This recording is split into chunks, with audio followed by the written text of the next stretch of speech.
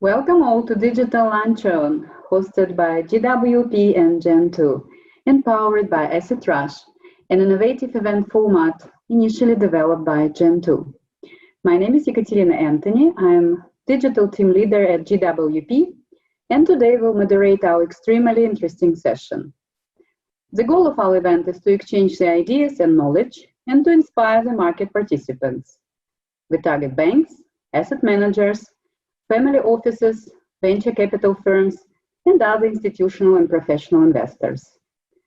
Initially, GWP Luncheons and Asset Rush were a physical event, and this time it is a digital session. Digital format allows participation from other parts of Switzerland and abroad, and I would like to thank you, all of you, for joining us today. Dear participants, if you probably already noticed it, you will be on mute actually all the conference. To ask your question, you can write them in the question box down on Zoom application. Our today's session will last approximately 50 minutes. Therefore, some of your questions might not be answered. However, don't be upset. We will provide our answers and comments in writing. So please leave your email and to host this event together with Tavis Digital, represented by Sandra Brullman. Sandra is a portfolio manager and founding employee of Tavis Digital.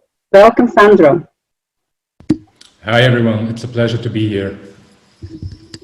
Sandra will provide us with a presentation, and after his speech, we will hold a panel discussion together with Philip Nageli, well known to the market as experienced trader, investor, and specialist in structuring new strategies and products.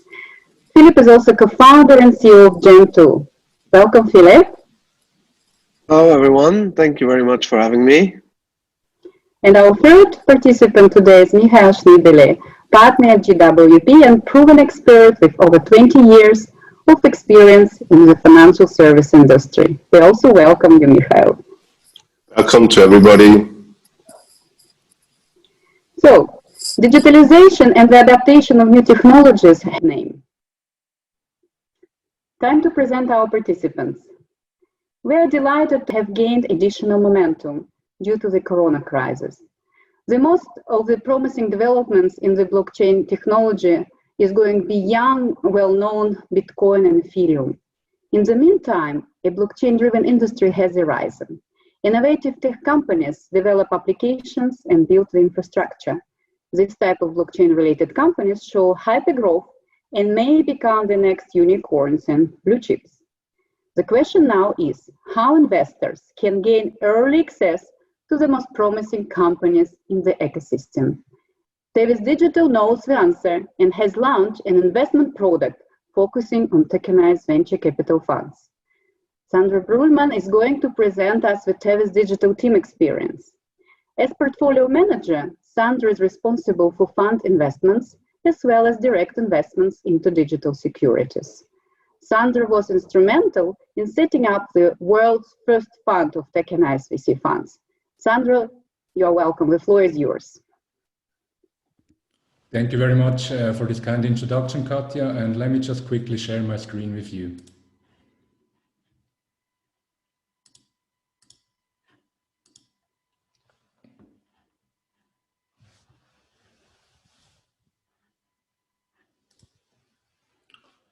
Hi everyone, also a very warm welcome from my side and thank you for joining us for today's deep dive into how to invest in the next unicorns of the blockchain ecosystem. I would like to start with a quick introduction about our company. Tavis Digital is an experienced and innovative Swiss asset management company that focuses entirely on the portfolio and asset management of digital and tokenized assets. As a spin-off of Tavis Capital, a well-established traditional asset manager with currently 1 billion assets under management from institutional investors, we are bridging the new blockchain-based and traditional financing world. But what do I actually mean when I speak about blockchain? Well, first and foremost, today I am not going to talk about how or why to invest in Bitcoin. Much more, I am referring to a whole new technology-driven industry. Blockchain technology is much more than just cryptocurrencies which, by the way, are also an attractive asset class. But in fact, this industry is being shaped and built by fast-growing tech companies who are offering innovative business solutions that have the potential to disrupt several industries. Well, I am sure that many of you may have read in the newspaper about the whole initial coin or ICO hype back in 2017 that unfortunately was very harmful to this nascent market, as there were many fraud cases associated with it.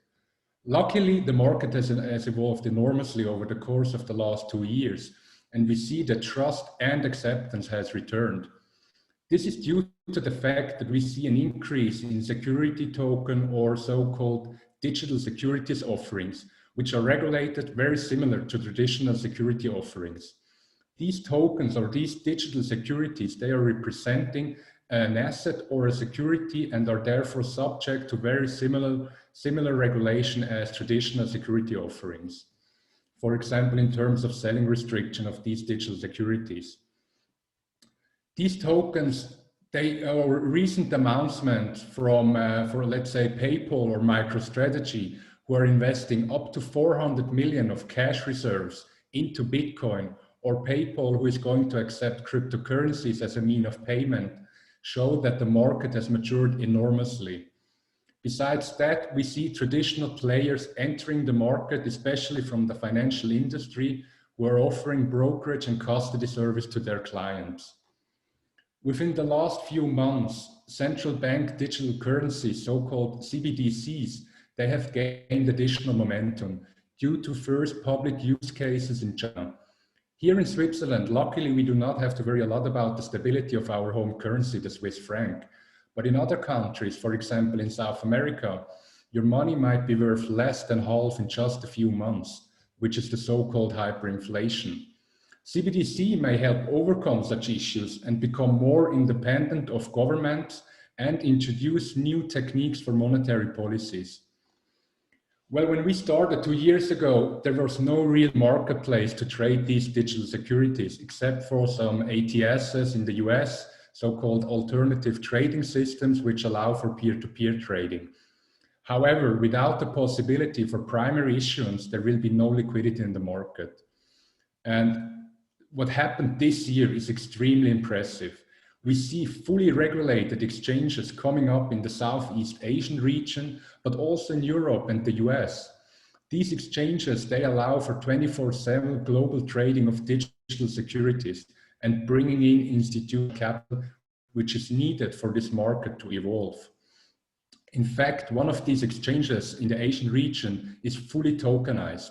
So the only way to invest in the company is by buying tokens in their pre-IPO. But let's get back to the core topic of today's presentation. Perhaps the most exciting development of 2020 was the very large increase of blockchain unicorns, which are companies valued with a valuation of at least $1 billion US. The list is now at 31 if we include protocols like Ethereum or Cosmos. If we exclude these more cryptocurrency-based protocols, the list is at 16 real brick and mortar companies that are valued at least $1 billion US. And that is exactly where we want to invest in. Fast-growing blockchain-driven companies with the potential to become the next unicorns or even blue chip companies. But how are we going to do this? Well, the answer to this question is and has always been venture capital. Historically, VC has proven to be an outperforming asset class if we look at the top quartile returns of the fund managers. One of the most promising industries to invest in is definitely technologies such as artificial intelligence, machine learning, and now also blockchain. These companies show hyper growth and allow for huge returns. And another important factor that needs to be considered and that makes VC an attractive asset class is the fact that there is a temporal distortion for IPOs. We have seen a declining number of companies going public in the last few years, and the companies, they stay private for much longer. There are many reasons associated with this development, but the most obvious one is definitely the increased burden of administration and regulatory burdens that need to be overcome of these by these young companies.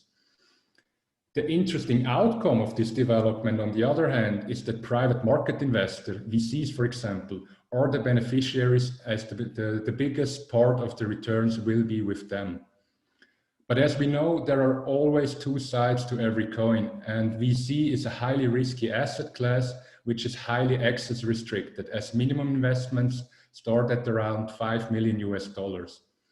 Additionally, investors in VC funds, they are usually faced with a lockup period of 10 to 12 years, making it a very illiquid asset class. Probably the most important thing for VC investors is diversification. As stated at the beginning, only the top quartile fund managers can show really outperforming returns, which leads to a high positive skew. Therefore, diversifying its exposure over several fund managers, vintage years, and regions is an absolute must for investors. Also interesting to see, based on empirical studies, is the fact that emerging fund managers are often outperforming well-known VCs such as Sequoia or Google Ventures. When we now go into the blockchain market and look at venture capital there, we see that history repeats itself. Those VCs who were extremely successful during the internet boom in 2000 are now also heavily investing in the blockchain ecosystem, but mostly in later stage rounds. This doesn't come as a surprise, as companies of this ecosystem, they show enormous growth rates. Let's look at an example. Binance, a well-known cryptocurrency exchange, they reached the status of a unicorn within 6 months of operations, and they were profitable. So alongside these well-known VCs such as Sequoia, Founders Fund, or Google Ventures, we see emerging fund managers coming out of that ecosystem that are using blockchain technology to overcome some of the disadvantages of venture capital. By tokenizing their funds or their fund units, they become tradable and can be sold for as less as $1, thus erasing minimum investment and lockup period. In addition, these fund managers, they are often former founders of blockchain-related companies and have a great deal access into that ecosystem, even further improved by the fact that they tokenize their fund and thus walk the talk. Well, as mentioned before, there are now over 30 unicorns in that ecosystem, and many more are to be expected. We have seen this already when we compare it with the internet, and we see a lot of similarities that make us believe that now is the right time to invest in this technology. We at Tavis Digital, we therefore decided to launch an investment product that combines the above mentioned considerations when investing in venture capital. Well, by combining the before mentioned aspects of investing in VC and the potential of blockchain technology, one might see a dedicated fund-of-fund approach as an attractive way to get access to this ecosystem. By investing in up to 30 tokenized VC funds worldwide who are investing traditional equity in fast-growing tech companies, investors benefit from an exposure to over 150 companies in the long term.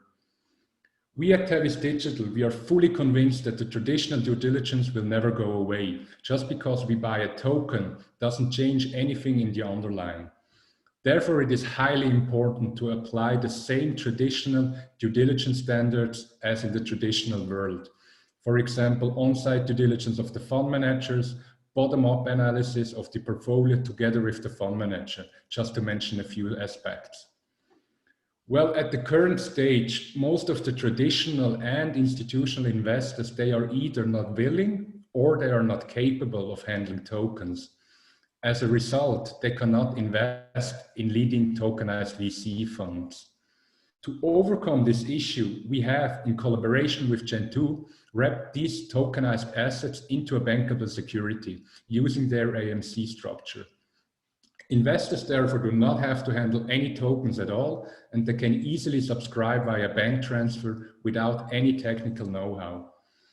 In such a nascent industry as the blockchain technology or the blockchain market in general is, traditional investment products are needed to bring in institutional money, which will help this market evolve. Investors are aware with these kind of products and often underrated but highly important. They can book them into their existing legacy IT systems. They need to be economical and flexible, and exactly that can Gentoo offer. In addition, it is important to stay dynamic and adjust several processes on the go, a feature that not many service providers can offer. As the underlying consists of tokenized VC funds, which are tradable, investors benefit from an increased liquidity compared to traditional fund of fund in the VC area. So let me quickly sum things up. There is now a unique chance to invest early on in the leading companies of the blockchain ecosystem via a dedicated fund of fund approach. Blockchain technology is much more than just Bitcoin. It has the potential to revolutionize multiple industries, and its business value is expected to reach up to $3 trillion in just the next 10 years. Venture capital and VC has historically proven to be one of the most attractive asset classes, but it is subject to high risk and has some disadvantages that can be overcome using blockchain technology. A dedicated fund-of-fund approach, investing in the tokenized funds only, allows for more liquidity while benefiting from high expected returns and a well-diversified portfolio. Now I hand it over back to you, Katja, and I'm very much looking forward to our panel discussion. Thank you very much for your attention.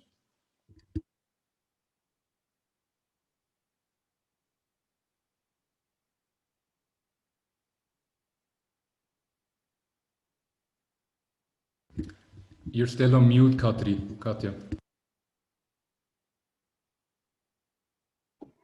Thank you, Sandra. Thank you for reminding me. It seems like Tavis Digital has found a perfect solution in providing investors with access to a new type of assets. I think it is a pioneering experience and can be taken as a good example. We can see today, if we look at the traditional big players, it's still not obvious if they are following the trend. So the conclusion I have is that smaller financial institutions could be more agile and develop sophisticated investment instruments. In this regard, I would like to open our panel, and I have a first question to all of you, to all of our panelists. In your opinion, how institutional professional investors look at digital assets? When do you think it will become sort of normal for the majority of market participants to invest in digital tokens? And when institutions will join the club and suggest this type of investment instruments? I suggest, Mikhail, probably you start and give us also a bit of regulatory perspectives on it. Yes, Katja. So let me probably start with that and go back a little bit over what happened in the last couple of months in the area of regulation. I think it continues to have relatively big hurdles or regulatory hurdles of adapting blockchain projects. So Sandro touched on a number of these items before. So I think currently there's still a lack of understanding among, let's start with the EU regulators, the perception of the regulators of digital assets is, I think, just due to lack of knowledge, lack of education, probably. There is also collaboration between the banks and the ECB. There is obviously an industry which is impacted in and seeing some of their fees going away with adapting this new technology. So somehow a lobbyist movement, I would call it. There is data protection regulation which highs on the agenda in the EU. There are multiple entry points into the payment network, although most of these offerings are actually supplemental to what we have today and not replacing it per se. Cross-border nature obviously triggers also AML issues. That's one of the key areas where regulators are concerned. And last but not least, for the blockchain project itself, There is a scalability issue as you have to talk to each regulator. There are still inconsistencies. Just looking at the recent EU publication on digital assets, and also the DLT law, which comes into force next year. So that obviously doesn't help to have enough trust and security around for investors to easily invest in those type of new assets. And probably last but not least, I think to move that forward and accelerate the possibility to invest, I think we have seen in the past the very big scale projects. I mean, they didn't take off a long time. They still are on development, or there's still talks with the regulators around the world.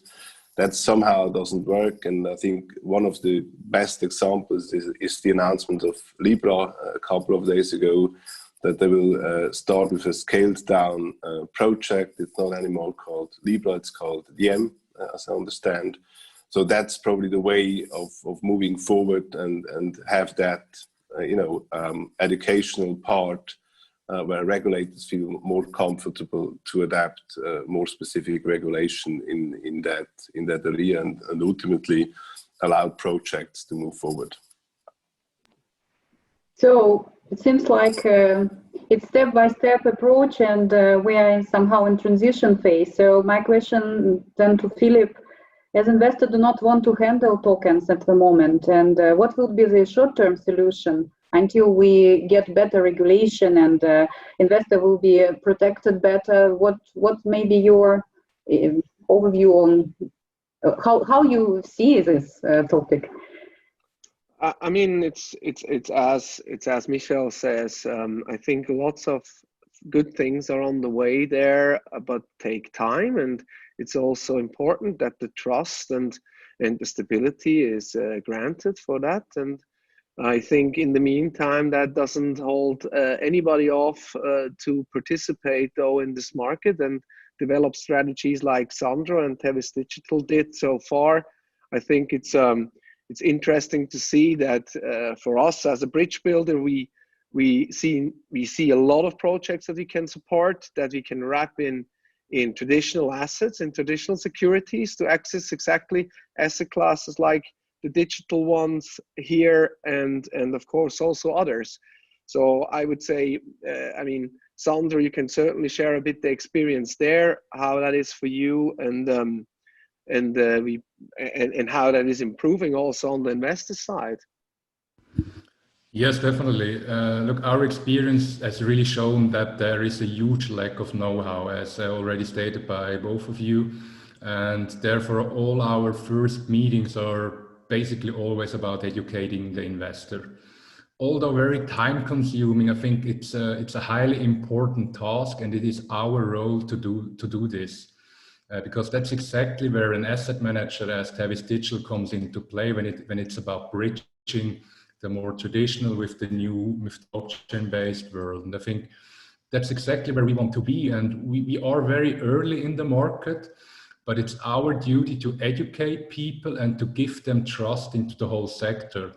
There were many fraud cases associated with initial coin offerings, but this has changed, and it will take a few more time to really change it also in the mind of traditional investors. And therefore, it's all about education, and it will take a few years more.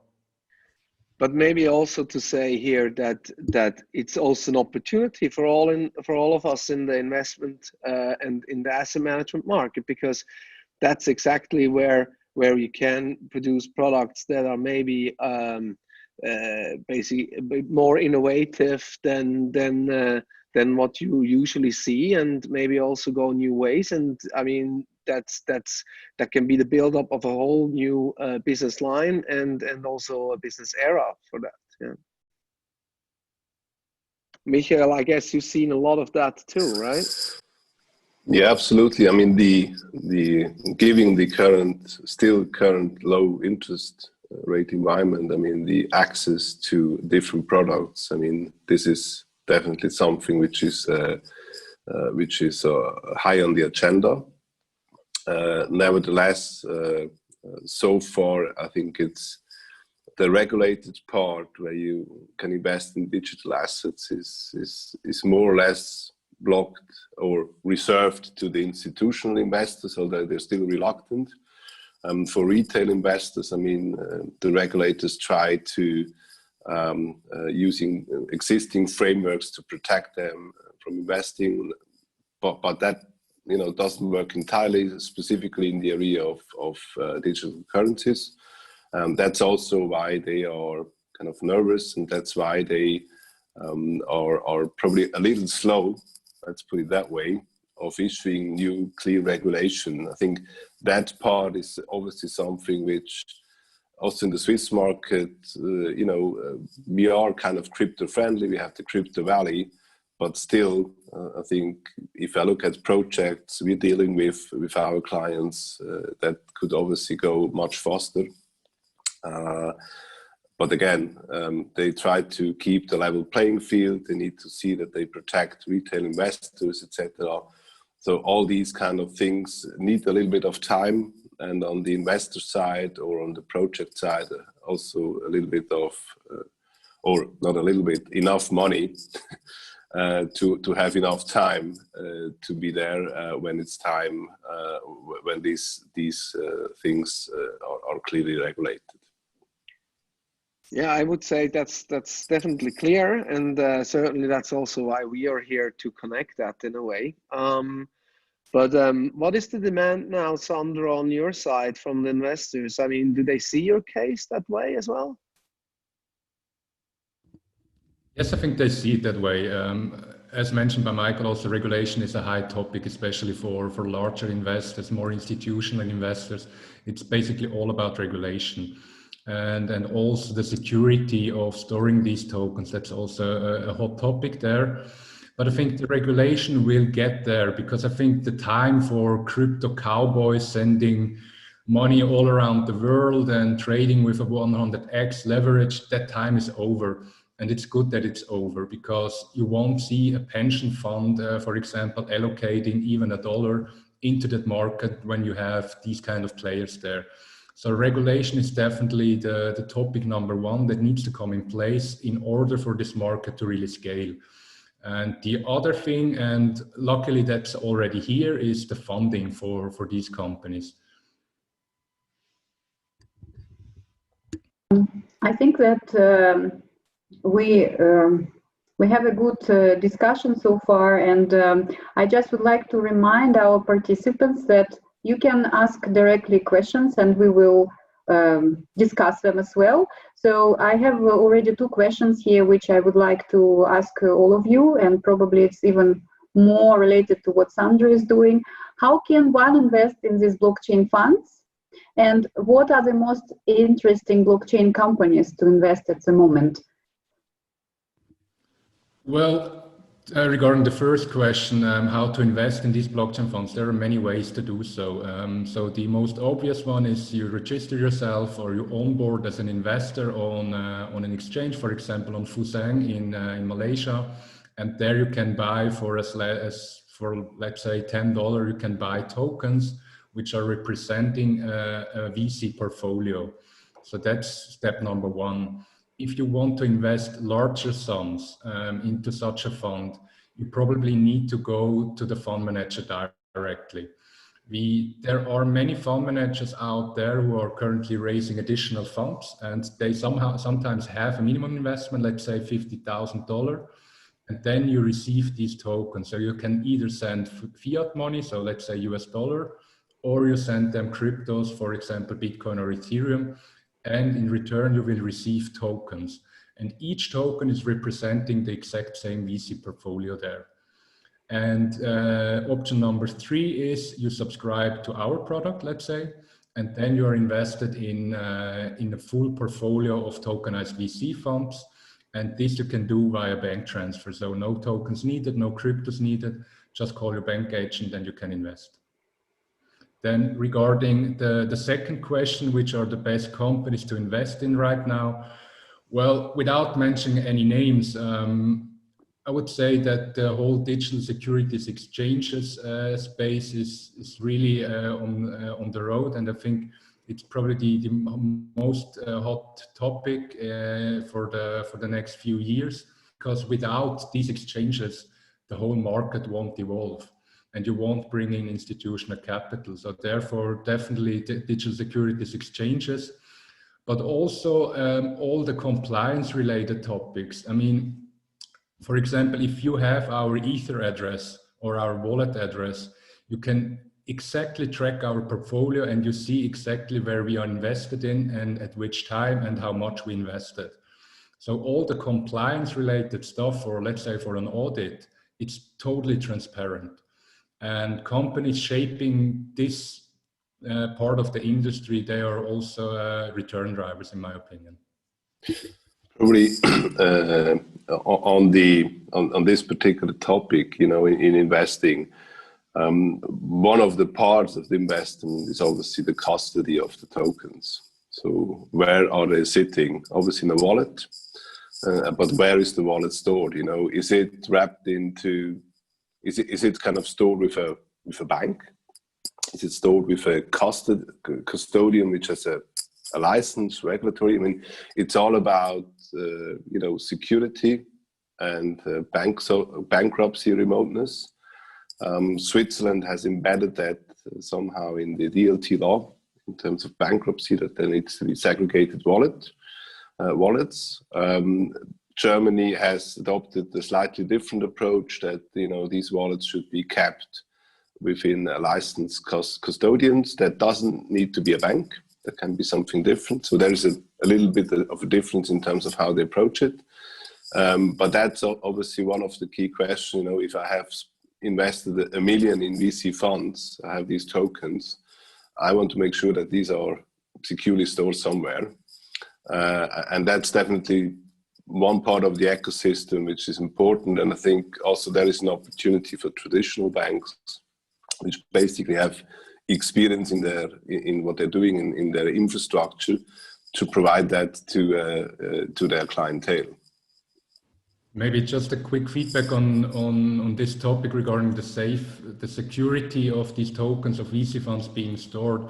I don't see it as a huge issue, and this question always pops up also in talks with investors, because in comparison to cryptocurrencies, these tokenized VC funds, all these addresses, they are whitelisted, so they know who is behind a certain address. And let's say my tokens are getting stolen from our custody provider. That's not an issue, because I can call my fund manager where I'm invested in, tell them, hey, look, the tokens are stolen. Please burn them and send me new ones. So that's not an issue from the digital securities perspective. The topic is much more important for cryptocurrencies, when you send a Bitcoin somewhere and it gets lost. Actually, a great comment. And yeah, we see that blockchain is getting give us more transparent opportunities, and actually it's beneficial for regulator. I would say regulators should be the first who initiate more activity and support this type of developments. And we have a question about how safe is blockchain from the participant. So maybe just who would like to take it? Yeah, well, that's also another question that always pops up. In my opinion, it's very safe. There are certain attacks that can be made on several blockchains. I mean, there are different blockchains, and so-called 51% attacks, where one has more than 50% of the total processing power of a blockchain. Then you can actually do whatever you want with the tokens on it. But I wouldn't say that it's not safe. Blockchain is very, very safe, especially compared to other infrastructures that we have. And there are already many companies offering tools that make blockchains even more safe. So I wouldn't say it's not safe. In my opinion, it's totally safe. Thank you. So we have also a question from our next participant. Hello, what about the cost involved for the investor? So subscription trading costs. I think, Sandra, it's again for you probably. Well, if the question is regarding our product, unfortunately I can't give too much detail about the fee structure. I can't market it right here. In terms of the other VC funds, if you buy a token directly, usually what you have is the same fee structure as in the traditional VC world. You have a 2-20 structure, so 2% management fee, 20% carry. And that's basically the fees. There are some fees related to trading if you onboard exchange, but these are usually very low because they need the users on these platforms and they need a trading volume there. So they keep fees pretty low. Okay, sounds good. You know, since we're based in Switzerland, I would like us maybe to talk more about Swiss market and Swiss actually regulation and doing business here. Why blockchain companies should come to Switzerland? And Michael, you already mentioned DOT framework, so maybe you give us a bit more insight into what's going on here in at Swiss side. As I said at the beginning, I mean, there's a positive development in terms of regulation. Could be a little faster, to be honest. I know it's difficult for the regulator to make sure that they keep a level playing field in the absence of specific regulation. Now that's kind of evolving over time. But you know, apart from being innovative, Switzerland, and apart from having you know, a lot of these tech firms now coming to Switzerland or being established in Switzerland for a while, for different reasons. I know tax is one of the key drivers to come here, but it's also resources. You know, you find here people who really are, you have access to resources here, which you probably don't have in other places of the world. So that makes a friendly environment that makes you, you know, advance probably quicker than elsewhere. But you know, I think to continue to do that and to probably more accelerate that ground for innovation in Switzerland, you need to be able to tap into the financing part of power of Switzerland. You know, we have billions of assets. Our financial intermediaries manage in Switzerland, and they obviously are looking for investment opportunities, you know.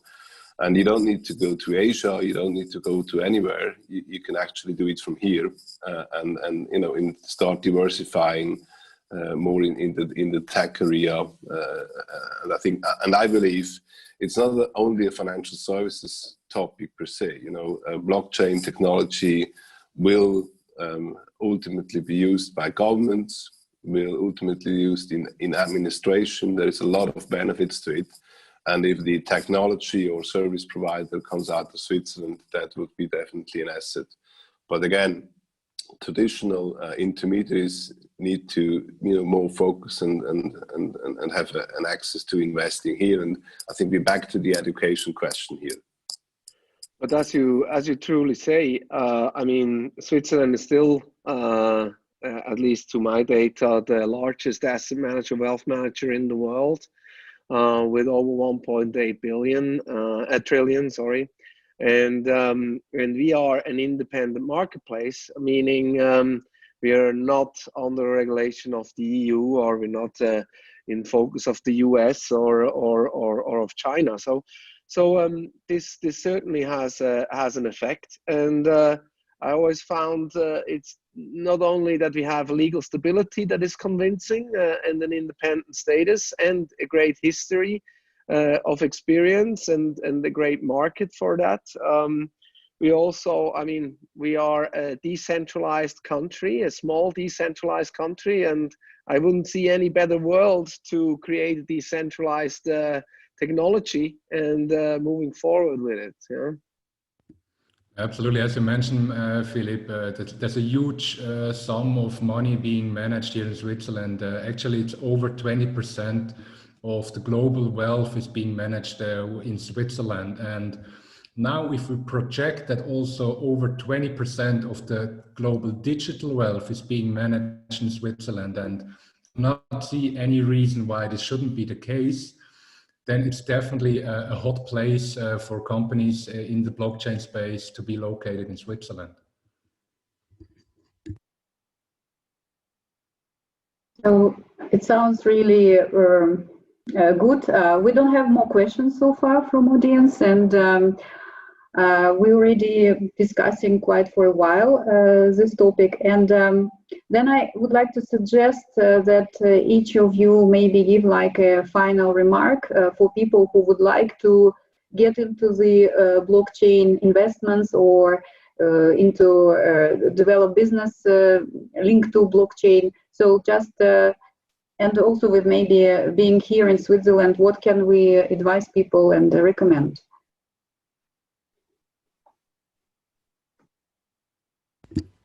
Well, maybe. Sure. Okay, go ahead, Sandro. Well, maybe as a final remark from my side, I think it's very important to distinguish between just cryptocurrencies and blockchain technology itself. It's not just about Bitcoin and sending some digital money around the globe. It's really a new technology that has the potential to disrupt several industries and supply chain management from the scratch.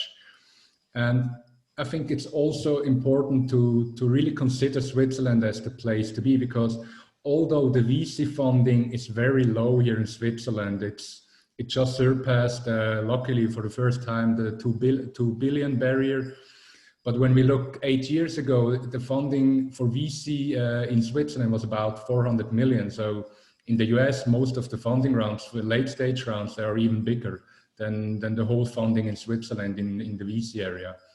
But although smaller funding here compared to the West Coast or the East Coast in the US, I think Switzerland is an attractive place for blockchain related companies, especially building up all these ecosystems. And there's a reason why, for example, Libra, or how I call Diem, I think it's coming from Carpe Diem, if I'm not wrong, is in Switzerland, not just tax, I think.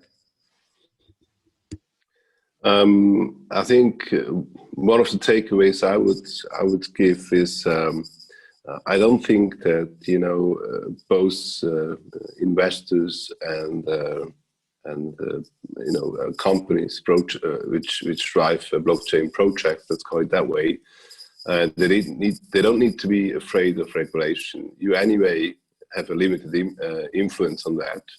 And that will take as much time as it needs to take. I mean, education is definitely something which is important still, and will be continue for the market participants an important thing to do.